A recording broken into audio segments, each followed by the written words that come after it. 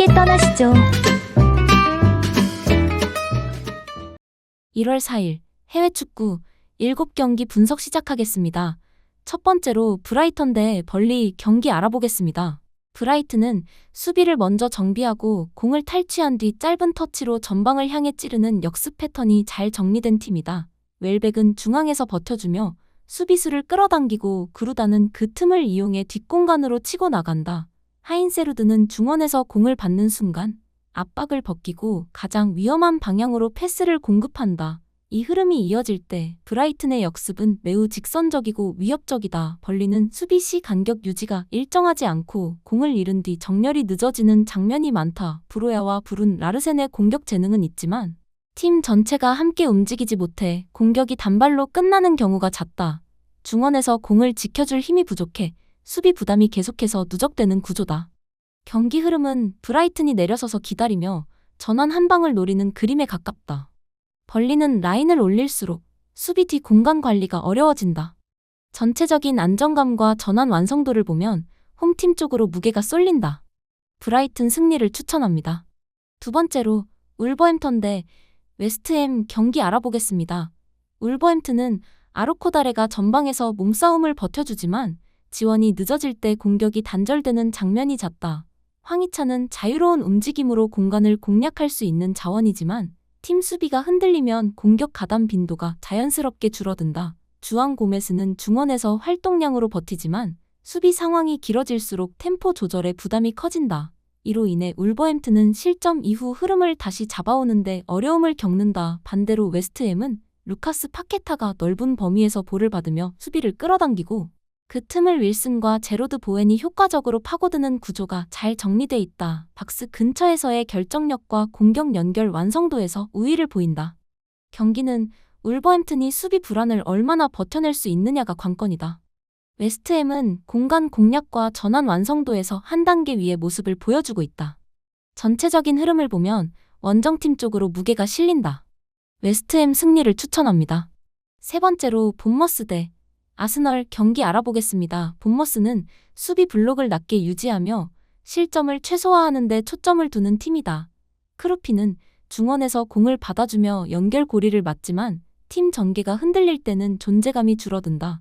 앙투안 세메뇨는 직선적인 침투로 변수를 만들 수 있으나 수비 시 복귀 타이밍이 늦어 측면 균열이 생긴다.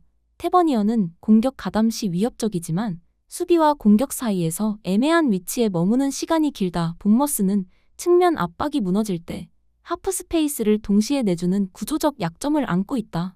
반대로 아스날은 요케레스가 전방에서 버텨주며 연계축이 되고 부카요 사카는 측면과 안쪽을 오가며 공격의 시발점 역할을 한다. 데클란 라이스는 패스와 위치 조정으로 흐름을 잡아주고 웨데고르는 공간을 찾아 들어가 결정적인 패스를 만들어낸다.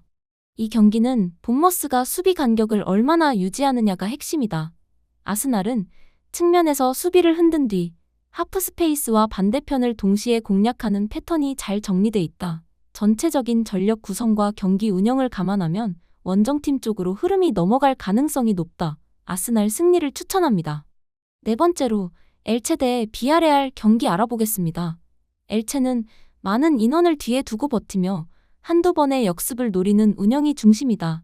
라파 미르는 박스 안에서 몸싸움과 제공권으로 기회를 만들지만 공격이 이어지지 못하는 시간이 길다. 헤르만 발레라는 속도를 살린 침투로 위협을 줄 수 있으나 마무리와 크로스 정확도는 들쭉날쭉하다. 로드리고 멘도자는 연결고리 역할을 하지만 압박 상황에서는 전개가 매끄럽지 못하다. 수비에서는 세컨볼 처리와 박스 앞 공간 관리가 깔끔하지 않아 반복적으로 슈팅을 허용한다. 비아레알은 모레노를 축으로 공격 패턴이 정리돼 있고 모레이로는 측면에서 전환 패스로 흐름을 바꾼다. 코메사냐는 중원에서 몸싸움과 탈압박 이후 전진 패스로 공격 템포를 유지한다. 이 경기는 엘체의 수비 조직이 비아레알의 공격 반복성을 얼마나 견뎌낼 수 있느냐가 핵심이다. 비아레알은 박스 안 움직임과 세컨볼 대응에서 안정감을 갖춘 팀이다. 전체적인 공격 볼륨과 완성도를 감안하면 경기 흐름은 비아레알 쪽으로 기울 가능성이 크다. 비아레알 승리를 추천합니다. 다섯 번째로 아탈란타 대 AS 로마 경기 알아보겠습니다.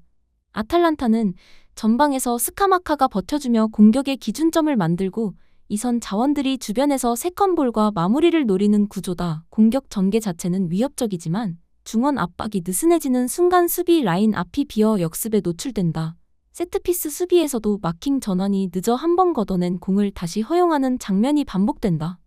AS 로마는 코네가 중원에서 볼을 운반하며 공격의 속도를 조절하고 엘 샤라위와 퍼거슨이 타이밍 맞춰 박스로 침투한다.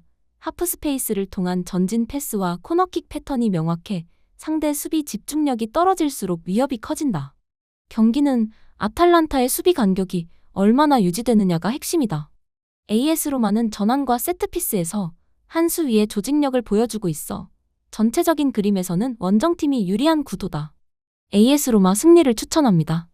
6번째로 에스파뇰 대 바르셀로나 경기 알아보겠습니다.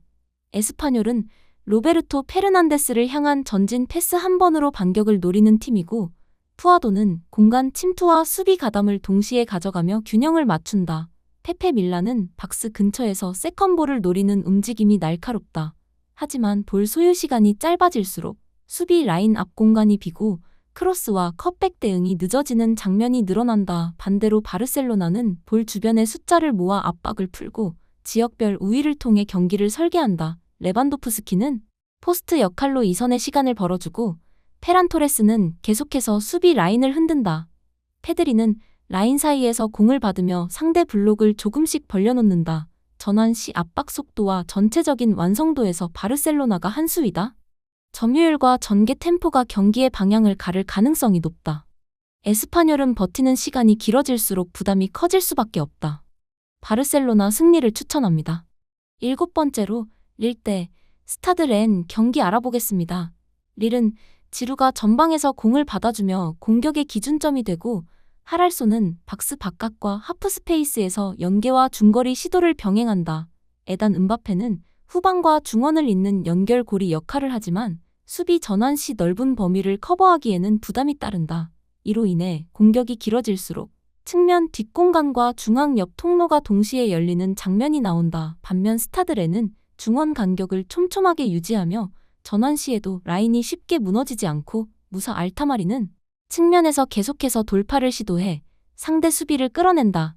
론지에는 전개 방향을 바꾸는 패스로 리듬을 조절하고 르폴은 그 틈을 노려 박스 안에서 마무리에 집중한다. 전술 완성도와 전환 효율에서는 스타드 렌이 안정적인 그림을 그리고 있다. 릴은 홈에서 주도권을 잡으려 하겠지만 공격 숫자가 늘어날수록 수비 부담도 함께 커질 수밖에 없다. 스타드 렌은 측면에서 상대를 흔든 뒤 반대편 공간을 활용하는 전환 패턴으로 더 효율적인 찬스를 만들 가능성이 높다. 전체적인 흐름은 원정팀 쪽으로 기울 가능성이 크다. 스타드 렌 승리를 추천합니다.